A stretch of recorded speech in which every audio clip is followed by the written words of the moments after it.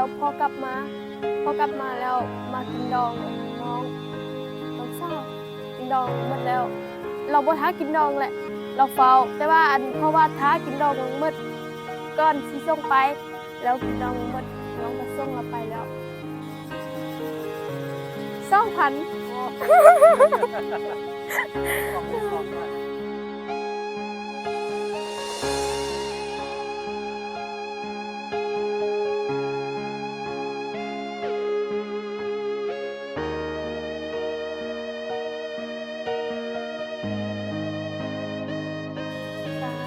ประมาณ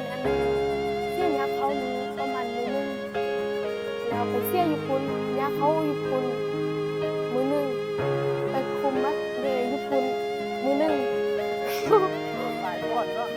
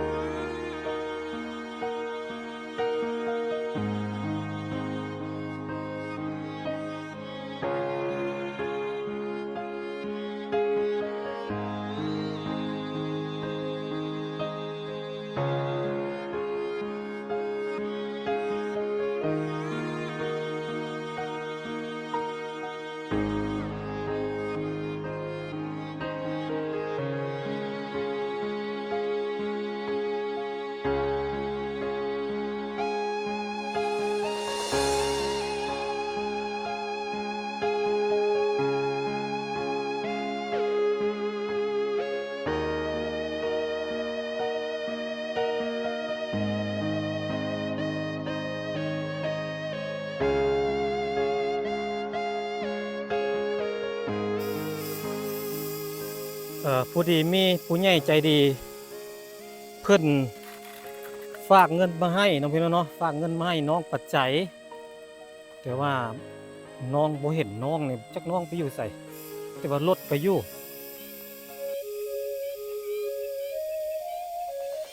รถก็อยู่เด้อพี่น้องเด้อเงินก็บ่ได้ล็อกน่าจะไปเฮ็ดเวียกของทรงเฮ็ดเวียกอยู่หม้องใดหม้องหนึ่งเนี่ยเด้หมาก็ยังมีนี่มาก็มีรถซิ่งก็มี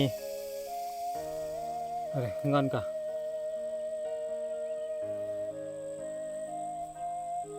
แต่ว่าบ่เห็นคนพี่น้องเอ้ยมีผู้ใหญ่ใจดีเพิ่นฝากเงินมาให้อันน้อง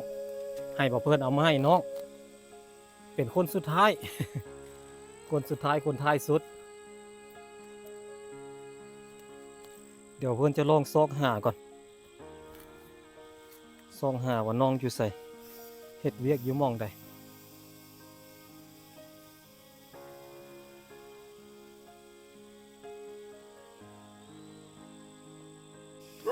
โอ้อยู่หั่นอยู่นั่นนี่เองโอ้โหก็เดี๋ยวอยู่ใส่อยู่ลบมันเนาะพี่น้องเนาะน้องชาย2 คนแล้วก็น้องสาวแต่น้องปัจจัยบ่ฮู้ว่าอยู่หม้องใดเดี๋ยวเพิ่นลงไปหากับเจ้ากันเข้าก็กำลังงามเด้พี่น้องเด้นี่เข้าเรากำลังงามกำลังขึ้นกำลังงามไปเดี๋ยวเพิ่นย่างลงไปลุ่มก่อน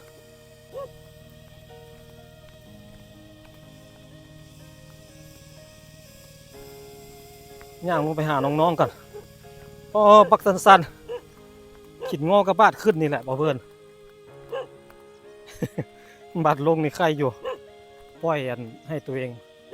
ไหลลงไปตามมันแรงโน้มถ่วงขาขึ้นนี่ตีเบือนขึ้นย่างขึ้นเมื่อยไปหาน้องก่อน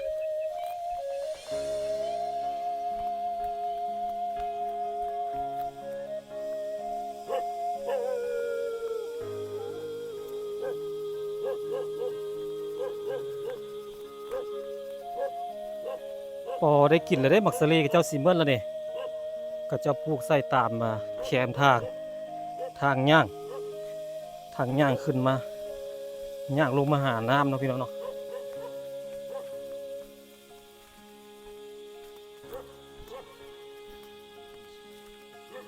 ย่างลงมาหาน้ำอาบอยู่ลุ่มทีละนี่อ้าวไปทางไหนอ่ะนี่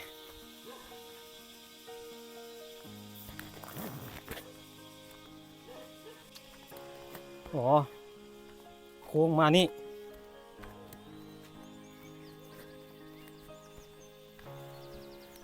โอ้ปลูกไว้หลายรุ่นได้มักสลีเราเนี่ยได้กินทุกยามเลยเนี่ยอันนี้กำลัง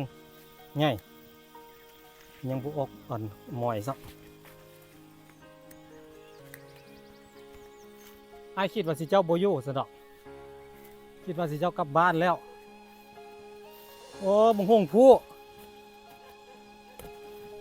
เสียดายเด้ต้นบักงามๆเป็นบังหงผู้ซ้ำเป็นตัวผู้โอ้แวบแรกก็เดียวว่าอันปัดติ้งสะดอก น้องปัจจัยเนาะโอ้น้องปัจจัยอยู่นี่เองอยู่กับน้องพ่อแม่อยู่ทางเทิงพุทธพ่อแม่เลิกเวียกแล้วป่ะยังบ่แล้วแต่ยังบ่แล้วเวียกมีเท่ากองกับเท่าเย้งเด้พ่อจะเว้ายังอ่ะเบิ่งดูนั่นน่ะ บ่หากันกับพ่อเราเว้าหยังว่าได้แล้ว ได้แล้วจักมื้อละนี่มานี่ ประมาณ3 มื้อ 3 มื้อละประมาณ3 มื้อแล้วมาว่าสัตว์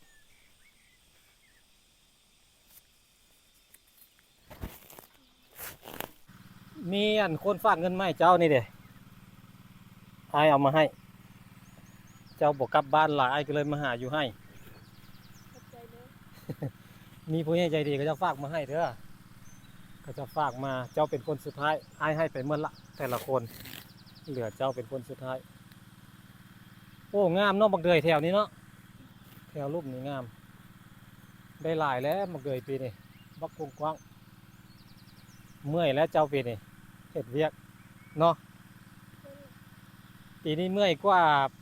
แต่ละปีเนาะเพราะว่าแต่ละปีแล้วมีปัดติ้งซอยเด้กลายเป็นเอื้อยผู้ใหญ่บัดนี้ขิงกับปลูกลายให้เข้าก็มีหมักเดือยก็มีบัดนี้ โอ้เมื่อยแต่ก็อดเอาเนาะหาเงินซอยพ่อแม่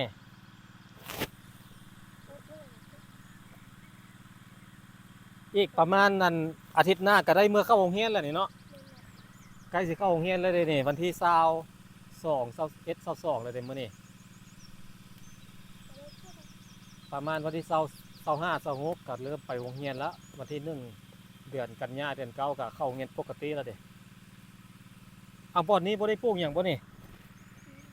เป็นหยังคือบ่ปลูกแม่ว่าแม่สิปลูกผักแต่ยังบ่ได้ปลูกเราสิปลูกผักหอมแม่นบ่ผักหอมพร้อมหว่านไว้ตอนยามนี้แล้วก็สิได้ขายกับประมาณออกพรรษาพอดีเนาะบนช่วงเงือพอดีพักเป็นราคาผักหอมขึ้น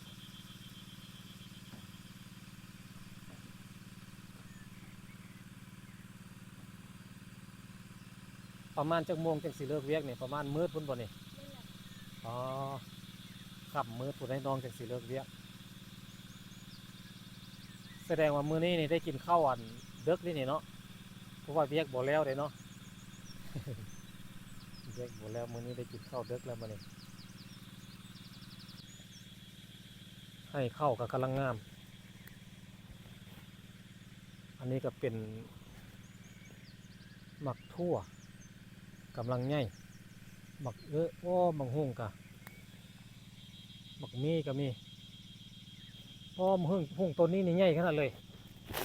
สี่ง่าร่างกินเมื่อนี้เฮ็ดเวียกให้ค่ำเลยป่ะซัด ไอ้กับหรือไอ้นอน ไอ้นอน มันใช่เหรอน อนอยู่ห้วยเรือไอ้สิกลับคืนไปนอนอยู่ห้วยเรือ ฮ็ดเวียกแล้วก็ไปเฮ็ดข้าวผู้ดีได้กินข้าวประมาณ8 โมงพุ่นล่ะสิเจ้ามื้อนี้ เพื่อสิแล้วเวียกพ่อเฒ่าบ่ได้มานำบ่โอ้บ่มาเนาะมื้อนี้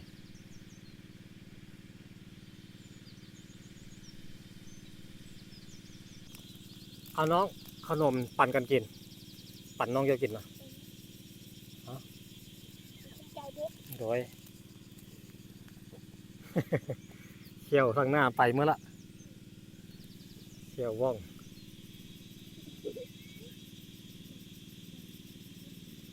ได้เขี่ยวไหม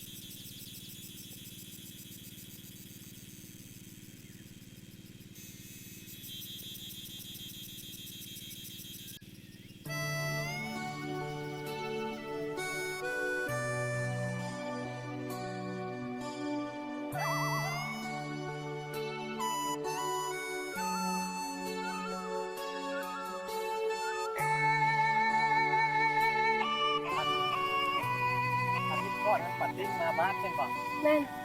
ปัดติ้งพ่อไอ้มาลิ้นนำแต่ว่าไอ้บอกว่า อืม ไอ้อยากลิ้นนำแต่ว่าไอ้บอกว่าถ้าเจ้าเมื่อละเขาเรียกลิ้นจะไม้ได้ไอ้วันนี้แหละแต่ว่าเรามาเราเมื่อเลยเรามาจากเมื่อ ประมาณอาทิตย์หนึง มาอาที่เดิม เลย มาอยู่กันจากเมื่อก่อน อยู่เพื่อนบ่ฮู้บ่ได้นับลืม ประมาณจากเมื่ออยู่เงิน มานี่อยู่เพื่อนเลยบ่เฮ็ดได้เนี่ย มาว่าแล้วก็อยู่เงินเลย เลยเพราะว่า อาทิตย์นึง เพราะว่าอันพ่อมาอันลิ้นนี้แล้วอย่างแม่กับเฮาอยู่เพื่อน อ๋อแสดงว่าตอนปัดติ้งมาพ่อผมอยู่เงิน พออยู่ปะติ้งมามื้อนี้แล้วพออยู่แต่ว่าอันมื้ออื่นนะพ่อมาอันแบบมาไล่หมู่ป่าแล้ว พ่อมาไล่หมู่ป้า อืม แล้วปัดติ้งเรามาบ้าน แล้วมาอยู่ได้5 มื้อแล้วพอกลับมาแล้วมากินดองอันน้องสาวกินดองหมดแล้ว เราบ่ท้ากินดองแหละ เราเฝ้าแต่ว่าอันเพราะว่าท้ากินดองหมดก่อนสิส่งไป แล้วกินดองหมดน้องก็ส่งเราไปแล้ว กินดองที่ไหน น้องสวนน่ะ น้องสัว ด้วย ตัวเล่าปะ สวนเราแต่ว่ามันชูอันบ่แม่นน้องปะเต็งเด้อ คนได้บ้านเคยเห็นป่ะ เคยเห็น ใครน่าจะเคยเห็นอยู่เนาะเงื่อนเล่าอยู่แถวไหน อยู่เที่ยวอันบันเตาแล้ว อยู่ทางใต้พุทธ ด้วย มากินดองคนนั้นแล้วจ้างกันเมื่อน่ะพ่อเจ้ากับมาไล่หมู่ป้ากับเมื่อกับท่านเห็นปัดติ้งกันป่ะ แม่น แล้วพอดีเราว่าเราสิเมื่อแล้วแต่พอดีพ่ออันพอให้กินดองแล้วคือว่าจะเมื่อ อืม เรากินดองแล้วเราเมื่อเลยพ่อกับเมื่อคืนยังให้อยู่นำแต่มันบ่อยู่เนาะ อืม พ่อได้ก็พอฟังไปอย่างเดียวเนาะ น้องส่งไปนี่มันว่าอันเอารถให้มันขับ แต่ว่าน้องยานนะมันเฝ้านี่มันขับไวน้องยาน เจ้าเราบอกให้เจ้าบอกว่าเจ้าขับเองป่ะ โดย ไปส่งวัดเลยส่งอยู่ชัยนาทนี่แล้วอ่ะ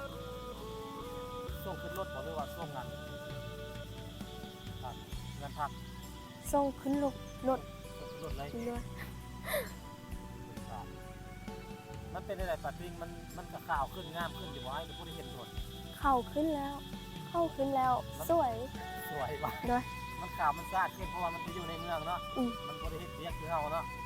เราเฮ็ดเรียกนัดตัดแดดให้สวยแต่ความตึงนี่ผมมีผมมีรถเนาะให้ตึงขึ้นเรื่อยๆเนาะปัดเต้นตึงขนาดเลย บ่คือน้องปลาใจเนาะน้องปลาใจตึงแต่เพลงเนาะคนบ่ตึงเนาะ ตึงแต่เพลงแต่คนบ่ตึงใครเห็นอยู่ได้สติ๊กในอัน WhatsApp จังหั่นตึงแต่เพลงคนบ่ตึงว่าซั่น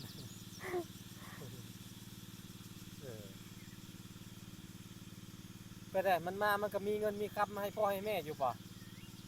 ได้เงินหลายปะได้ให้พ่อให้แม่ บ่ฮู้แหละอันน้องไปลิ้นแล้วเอาให้พ่อเอาให้แม่ เออ ถ้ามาเอาให้แม่ แต่ว่าปู่ฮู้ว่าเท่าไหร่เนาะ อืม แล้วอันป้าติ้งก็ได้เอาเงินให้สิเจ้าอยู่ป่ะ เอา เจ้าได้เท่าไหร่ ให้ได้บ่ฮู้แหละแบบว่าอันเอาให้น้องแล้วน้องบ่ได้เซาเด้น้องเอาให้พ่อแม่สิเด้น้องบ่ได้เบิ่งเลย เอาบ่ได้เบิ่งบ่ได้นับเลย เด้อ ใบหยังเงินนั่น เบอร์50กับเบอร์20กับเบอร์แสน กล้าว่าฮอดบ่5แสน บ่ฮอดติ2แสน3แสนหั่นแหละ บ่ฮอดเนาะ เด้อ ประมาณ 2-3 แสนแล้วอันข้าวย่างเด็กก็ได้บ่ แล้วหูมันยังแน่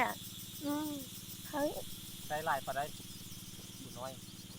ได้จักพันถามเราด้วยฮะ ตอนเสียได้30,000 ได้30,000แล้วเข้ากล้องเด้ กล่องลังมันจะเสียก็2,000 โอ้ กล่องละ2,000เขาย่างได้30แล้วผู้นั้นเด้ โอ้โหแหละ น้องเก้าเล่าเด้บ่ฮู้เนาะแต่ว่าเจ้าได้หลายกว่าหมู่เนาะแต่ว่าเจ้าก็บ่ได้ใส่จักกี้เลยเอาให้แม่หมดให้แม่มันเลยปัดทิ้งไปเฮ็ดเวียกหาเงินปุ๊บมันนั่นแหละมันจะเจ้าก็บ่ได้คาดหวังอย่างนั้นมันจะให้กลับมาอยู่เฮือนอยู่ซ่านอยู่นำพ่อนำแม่นั่นแหละแต่ว่ามันบ่อยู่เนาะมันเป็นเฮ็ดสังคมแล้วเฮ็ดสังคมเมืองใหญ่แล้วมันคือสิบ่มาอยู่บ้านเฮาดอกมีแต่ไปหน้าเรื่อยๆแหละรุ่นนี้น่ะกลับคืนคือสิยากแหละกู้บ่กลับล่ะ นั่นแหละ นี่จะไปหน้าติ๊กๆแหละ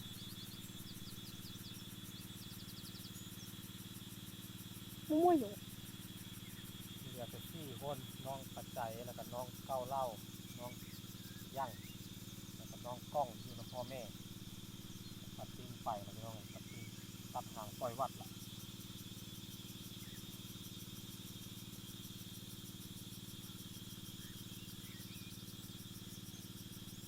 มืดหมดแล้วนี่ก็เจ้าแล้วเวียกนี่แต่ละมือเฮ็ดเวียกแบบนี้ป่ะ แม่ ค่ำแบบนี้คู่มือเนาะก็เก่งขนาดเลยดูเสียให้เวลาจะเล่นเน็ตจะแล่นขึ้นไปเทิงปูพดแล้วก็ฮอดยางเยอะๆกับกลับลงมา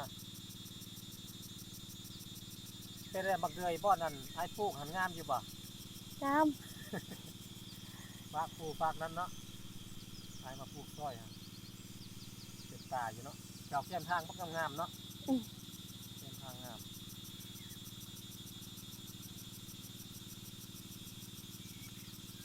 ได้อย่างกินแรงมาเนี่ย ำบ่มีหยังกิน มีแต่พักนั่นแหละเนาะ อืม แกงพักแกงยังไปเก็บย้อนบักบวกบักอื้อบูมีหยังกินเลยโอ้สันไอมีไอจะมีให้ขนาดนะทำนี่ไปต้ม2 ห่อเอา ได้เลย เลยไอติดมานำกระเป๋ามานำมาเพื่อเห็นเด็กน้อยไอเอาให้เจ้าไอ้ต้มกินแรง มั่วอยู่ 2 ห่อนี่กินเมื่อครอบครัวอิ่มป่ะอิ่มเนาะกินต้มใส่น้ำใส่พักแล้วก็กินกับข้าวเนาะ2 ห่อก็อิ่มแล้วครอบครัวกับเจ้ามีทั้งหมด6 คนน้องกัน ได้ปูอ่ะ 7 คน บ่เขาเด้ดอดช่วยฮะ น้องปัดติ้งบ่อยู่8 พันกว่าคู่ ว่ามันบ่กระตักเดี๋ยวเลย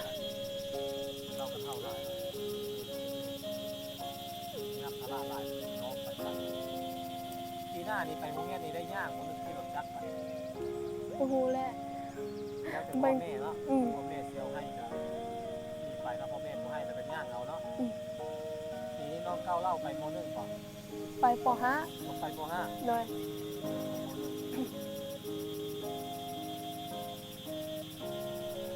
บ้านใครอยู่บ้านเจ้ามันนั่นคนย่างก็หลายคนเนาะย่างอยู่เรียนประมาณ3 กิโล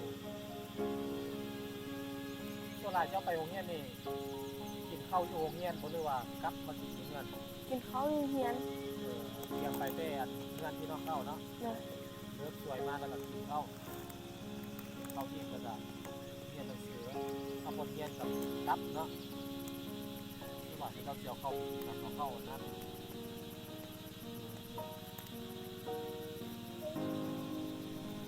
มฮะมซี่เนาะ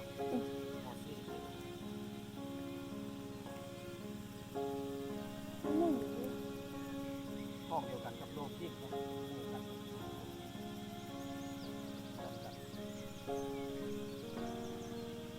น้องเป็นน้องนาแม่น้องมีนาน้องปัจจัยน้องปัดชั่วปัดน้องชั่วเล่านะโลกยิ่งอาหารเล็ก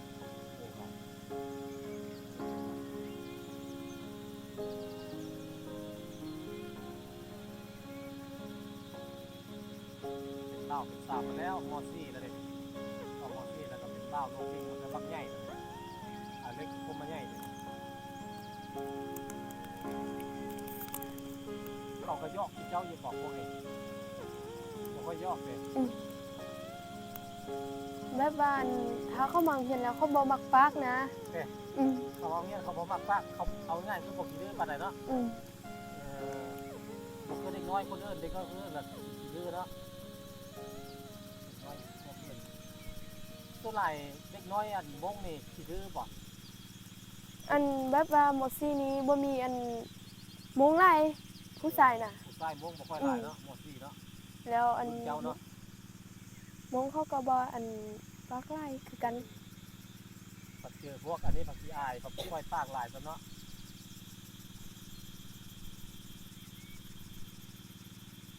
เวลามันไปโรงเรียนมันดื้อบอกลูกนี่ บ่ดื้อ อันเล็กเกือบบ่ดื้อเนาะ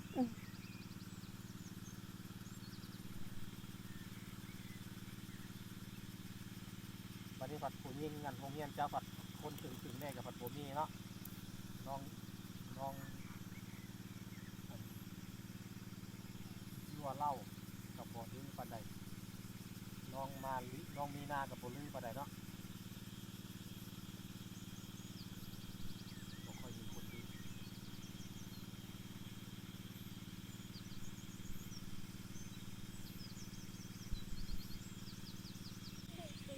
ครอบครัวนี้หน้าตาดีผู้คนผู้ชายกับหน้าคมดังคมเป็นผู้หญิงกับดังคม 木勇。都大姐大姐成长呢成长都多。 ถ้าลองกันแต่งหน้าแต่งตาดีๆเนี่ยอยู่ในบ่อนที่มันสะอาดอยู่ในเมืองนี่เจ้าหันงามก็ปัดทิ้งได้สำหรับอายฮะนะในสายตาอายนะอายว่าเจ้างามกว่าเพราะว่าปัดทิ้งมันหน้ามนเจ้าละหน้าเรียวๆถ้าแบบแต่งดีๆนะถ้าอยู่ในเมืองนะแต่งหน้าแต่งตาถ้าเป็นสาวเป็นตัวนะเจ้าหันงามกว่าปัดทิ้งนี่ อายว่างามกว่าน้องเจ้าคนนั้นแต่งามน้องอันเจ้าเล่าแต่งามคนละแบบ Nếu chúng đâu một đâu tú sảy một đâu đi thiệt tú sảy à.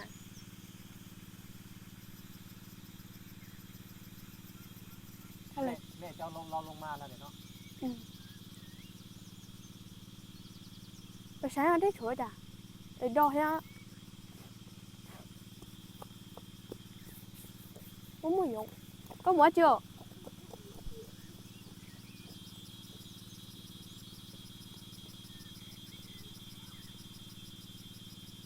ไอ้สิกลับก่อนเด้อ Rồi. ค่ำละมันมืดละไอ้ต้องไปหาบ่อนรับบ่อนนอนหาบ่อนอยู่ก่อนสินอนใส่เพื่อนนี่ ไปหานอนตูบนอนเที่ยงเอากัน Non như ní cái đấy. มีบ่อนนอนว่างอยู่บ่ Quang. นอนบ่อนนั่นพอเท่าหาก็ได้เนาะ Ừ. น้องเป็นชวนนอนมันอีกประมาณจักมื้อจังสิได้กลับนี่เจ้ากล้าว่า Cảประมาณอันเสี้ยยักษ์เขานี้ประมาณมื้อนึงแล้วไปเสี้ยอยู่พุนยักษ์เขาอยู่พุนมื้อนึงไปคุมมักเลยอยู่พุนมื้อนึง หลายบ่อนเนาะเนี่ย มาหรอ ได้ปลาเนาะ Nữa, tụi mày chua đi. ก็ได้ปลาเนาะ น้องมันใส่เบ็ดในป่าอันเข้าจะพูดมองใดอีก เขา อยู่ทางโพด คุณกว้างบ่ตัวนั้น บ่กว้างปานใด บ่กว้างซ้ำนี้เนาะ โดย โอ้เฮ็ดให้หลายบ่อนเลย ชุด สามสี่บ่อนจักบ่อนนี่รวมทั้งหมดนี่ ซ้ 1บ่อนนี้2ให้เข้า3อันบักเดือย ำโดย 3บ่อนแต่ว่าบ่อนนี้กว้างกว่าโม อีกประมาณ5มื้อได้ป่ะ ได้ ประมาณ5มื้อจังสิได้กลับเนาะ อืม เออประมาณ5มื้อน้องจังสิกลับ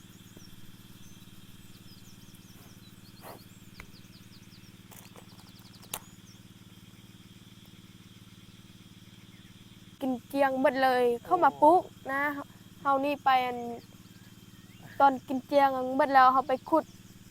ยังไปขุด ยังหวานภาษาโมงแปดเป็นลาวเด้อันความหมายก็คือให้กิ่งตัวแก้มทางที่เราเพื่อนกายมามันงาม ความหมายก็คือเขาเจ้าปลูกก้อนปลูกหัวปี อืม พ่นแล้วเขาปลูกเลยเพราะเขาปลูกแล้วเขาจังได้มาพ่นของเราเขาเริ่มเฮ็ดก้อน ngà ló chiều chú như trên nhung น้องเพิ่นบอกว่าเขาปลูกเศร้าว่าซะ เขาปลูกแต่เศร้าเขาปลูกสวยเนาะ ความหมายก็คือเขาปลูกก้อน ảnh năng แต่เขาปลูกล่าเขาปลูกก้อนเขาปลูกล่าปลูกน้ำหลักแต่ว่าน้องเพิ่นบอกว่า bố cho เศร้าไปไอ้กลับก่อนเด้อมาเอาไม้ไหมครับ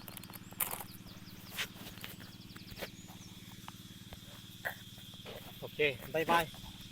แล้วเจอกันใหม่เด้อแล้วสิมาเล่นน้ำไม้เด้อแล้วสิมาหาใหม่บอกพ่อบอกแม่เนี่ยไอ้ฟาวเมื่อมันค่ำไว้มื้อหน้าไอ้สิมาเล่นน้ำไม้พ่อแม่เพิ่นเฮ็ดเวียกเดี๋ยวเพิ่นกลับก่อนโอ้ยขีดงอย่างขึ้นภูเลยบัดนี้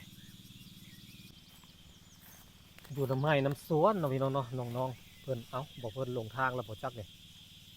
มานี่บ่มานี่แหละมั้ง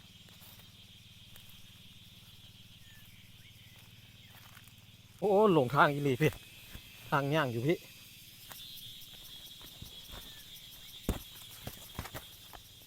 มั่นขนาดเลยพี่น้องเอ้ยกระเจ้าดุมั่นครอบครัวนี่เฮ็ดเวียกนิสัยดีนะสำหรับบ่เพิ่นว่าน้องปัจจัยนี่นิสัยดีเป็นคนเงียบๆถามคำตอบคำเป็นคนที่โบยิ่งเป็นคนอัธยาศัยดีนะน้องกำลังงามกำลังใหญ่กำลังเป็นสาวอยู่น้องเอ้ยแต่งตัวดีๆก็เป็นสาวงามได้น้องคนนี้หวังว่าอนาคตน้องคือสิไปได้ไกลน้องพี่น้องเนาะ